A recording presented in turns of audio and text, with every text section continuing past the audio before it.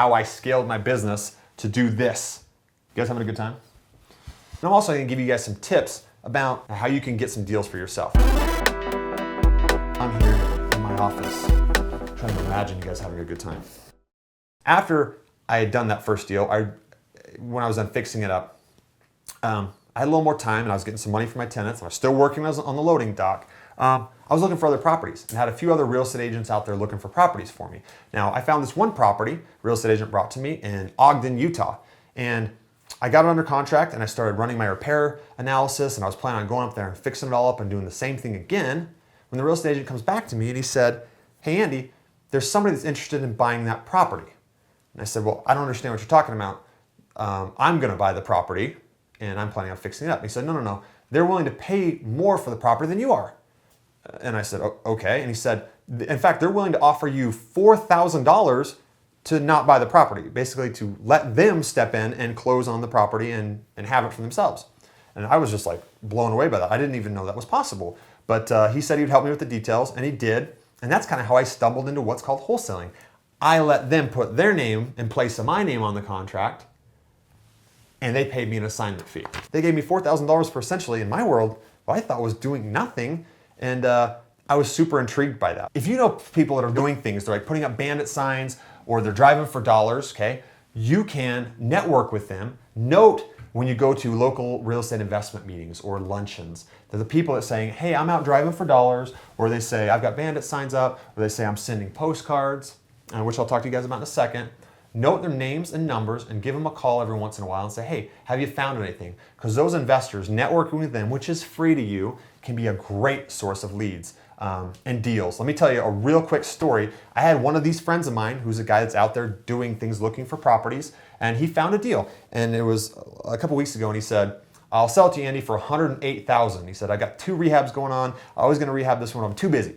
I'll sell it to you for $108,000. Now I immediately recognized this was a great deal. So I said, "Yes, I'll buy it," okay? I let him assign the contract and he said, "Yes, I'll buy it for $108,000 because I knew I had a buyer that would pay me more." So I got it from him for $108,000. I turned around to my other investor and I sold it to him for $120,000. So I made $12,000 just from having that connection with an investor. Is this clicking for you guys now? Just having this information and knowledge, knowing where to find these situations can make you a sizable amount of money. There's things you can do like paid advertising, right? Google pay-per-click is a way that you can get motivated sellers. Postcards. You've probably seen this. People send out a lot of postcards to try to find motivated sellers. They'll send out stuff like this. A lot of times absentee owners, people that don't live in the property address, well, those people a lot of times want to sell their property. So if you send them postcards or send them marketing, the people that respond to that a lot of times are motivated sellers, and you can possibly make a deal from that as well. So again, that can be a little bit more money. And if you're interested in scaling your business, I absolutely recommend that you do that as well. Now, I want to tell you guys, because I told you earlier that I do 160 plus deals a year. So I'm going to tell you guys that process for me, how I scaled into that. Fair enough? Let me tell you this. I don't know, it was 5-6 years ago, but I sat across a desk from a seller, and he was one of these older guys that have been doing real estate for a while, but he was talking about his glory years. You know, you guys ever go to the gym and the guy that says used to be able to bench press 1,000,000 pounds, or people say I used to be able to run a mile in 3 minutes, whatever, right? Well, this guy told me, he's like, "Yeah, I used to do over 100 properties a year." Guys, I straight up thought he was lying. I said, I left there, I like nodded and smiled. "Yeah, that's great. You used to do that." I left there thinking this guy was absolutely lying, because in my mind, I didn't even think that was possible. So I realized when I tell you guys 160 plus deals a year, you guys might be thinking the same thing about me, but I'm gonna show you, okay? I showed you guys that process, and I've always enjoyed the quick nickel versus the slow dime, all right? I loved wholesaling. From the first one I fell into, I loved wholesaling. It was just amazing to me that they would give me the money for that. So I started doing marketing, started sending out postcards, stuff like this, and getting sellers to call me. And it was great. They would call me, I would go through the whole process, I would get the contract signed, I would find the investor, I would go to the title, I would get my money, I would start marketing again, do more postcards, make more phone calls. But the thing was that was holding me back was, honestly, when people were calling me, I didn't like taking phone calls on nights and weekends. It was this little thing right here was holding me back. I just didn't want to take the phone calls anymore, okay? That was the first thing that I removed myself from in my real estate investing business. I found somebody who was a newer investor that was interested in learning from me, and I said, "Great, I'll teach you and I'll pay you a little bit if you'll answer the phone." This is the lead manager. They're taking all the phone calls for me. So I gave him a dedicated phone line and I started sending out a lot of marketing. He started taking all the phone calls and I was liberated from that. Then the problem was I needed to get more marketing out there. So I'm spending a lot of time putting together postcards and talking, getting lists of absentee owners and working with the mail houses and scheduling and all that stuff, okay? Which became a pretty consuming task. So I recognized, I said, you know what? I gotta have somebody that makes sure the phone doesn't stop ringing, that's in charge of the marketing. So what did I bring in? A marketing manager. This was awesome. Things were rocking. I was seeing tons of sellers. I was out there getting a lot of contracts and things, but the problem was I'd created for myself a very busy job. I was spending 40 hours a week going and seeing sellers and following up with them and just keeping it all up in the air. So I thought, okay, maybe I could hire somebody to go out and see the sellers for me. That person, I call an acquisition manager. So things were really great then, right? Tons of marketing going out, lots of people calling, answering the phone, acquisition managers going out to see them. Then of course, we were getting lots of contracts and there were some other problems there, right? So I needed somebody then to deal with the transactions.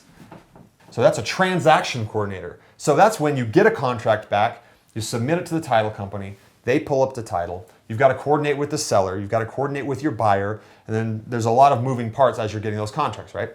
So I had somebody come in and do transaction coordination.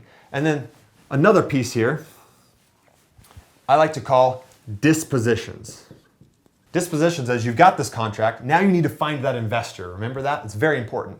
Now, on a one-off basis, it's not very difficult. But when you start getting more properties per month, it becomes almost a full-time job. So I got a disposition person, somebody in charge of finding somebody who wants to buy that property from me. Now, as you can see here, I used to wear all of these hats. This was something, I did every single one of these things in my business when I was doing 1, 2, 3 properties a month.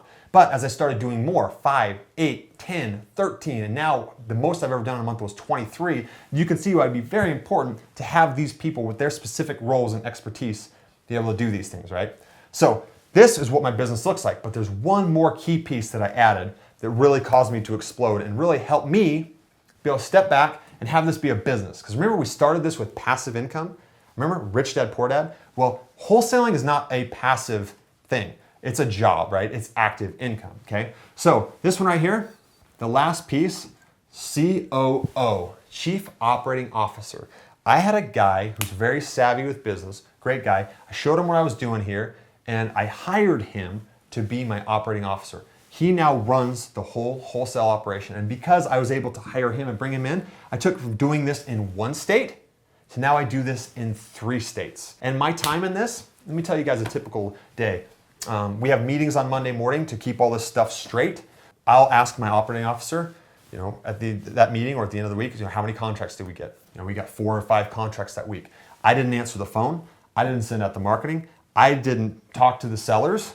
I didn't do any of this stuff, but this is the company that I've been able to build and do 160 plus deals a year, create basically passive income for myself through that business, which is basically just a big wholesaling business. And also through this, not only do we find properties we can wholesale, I also fix up some of these properties and sell them, and rental properties. I started this wanting rental properties, right? Well, this is a great way that I can find and source and cherry pick, if you will, the rental properties that I want to keep for my personal portfolio. I promise you guys it is possible, and it's all possible if you, if you change your mindset and recognize that this is a possibility for you, and 2, take action, move towards your dreams. Things are going to happen for you if you make them happen, right? Things won't get better for you unless you get better. So you need to make sure that you're doing things every day to move you towards your goal, whatever that may be.